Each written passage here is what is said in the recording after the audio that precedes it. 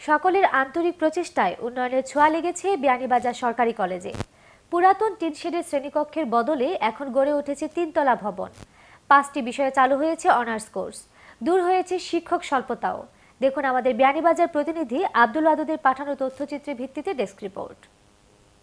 1968 সালে প্রয়াত জমিদার প্রমথনাথ দাসের দানকৃত ভূমি ও একটি টিনশেডের ঘরে যাত্রা শুরু করে বিয়ানীবাজার ডিগ্রি কলেজ।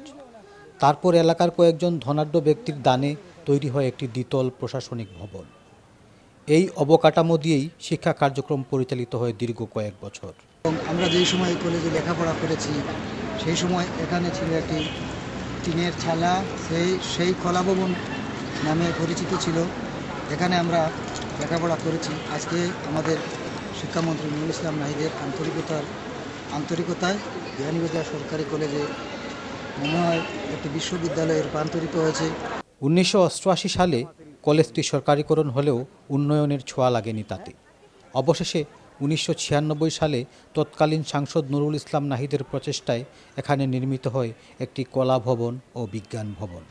2008 সালে এলাকার সংসদ সদস্য নুরুল ইসলাম নাহিদ শিক্ষামন্ত্রীর দায়িত্ব পাওয়ার পর থেকেই বদলে যেতে শুরু করে এই শিক্ষা প্রতিষ্ঠানটি।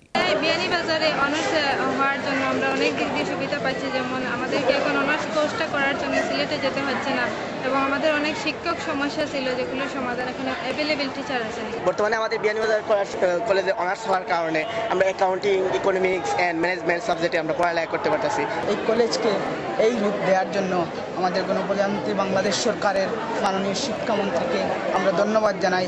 তো আমার খুব বেশি ইচ্ছা যেন অনার্স করা, তাই অনার্স হওয়ার কারণে আমার ইচ্ছাটা পূরণ হইব। বর্তমানে পুরাতন টিনশেডের শ্রেণীকক্ষের বদলে তৈরি হয়েছে 2টি ত্রিতল ভবন। চালু হয়েছে বিএসসি কোর্স এবং বাংলা, রাষ্ট্রবিজ্ঞান, অর্থনীতি, হিসাব বিজ্ঞান বিভাগ, ব্যবস্থাপনা বিভাগ সহ 5টি বিষয়ে অনার্স কোর্স। নতুন শিক্ষকের পদ সৃষ্টি করে দূর করা হয়েছে শিক্ষক স্বল্পতা। পুরাতন শহীদ মিনার ভেঙে তৈরি করা হয় আধুনিক শহীদ মিনার। এই কলেজে বিএসসি কোর্স চালু। বিএসসির সাথে সাথে আজ আমরা 5টি বিষয়ে অনার্স কোর্স চালু করতে সক্ষম হয়েছি। বাড়িতে বসে অত্র এলাকার ছাত্রছাত্রীরা অনার্স পড়ার সুযোগ লাভ করছে, সেটি আমাদের জন্য একটি অকল্পনীয় বিষয় ছিল, যা আমাদের সম্ভব হয়েছে মাননীয় মন্ত্রীর কর্মকুশলতায়, তার নির্দেশে, তার বদান্যতায়। সিলেট বিভাগের একটি উল্লেখযোগ্য পূর্ণাঙ্গ কলেজে পরিণত হয়েছে বিয়ানীবাজার সরকারি কলেজ। এলাকাবাসী ও সংশ্লিষ্ট ব্যক্তিরা মনে করেন এই উন্নয়নের বেশিরভাগ কৃতিত্বই এলাকার সাংসদ ও শিক্ষামন্ত্রী নুরুল ইসলাম নাহিদের। সকলের আন্তরিক প্রচেষ্টাতেই একটি পূর্ণাঙ্গ উচ্চতর শিক্ষা অর্জনের প্রতিষ্ঠানে পরিণত হচ্ছে বিয়ানীবাজার সরকারি কলেজ। বিয়ানীবাজারবাসীর স্বপ্ন ছিল একটি সুন্দর পরিপূর্ণ কলেজ।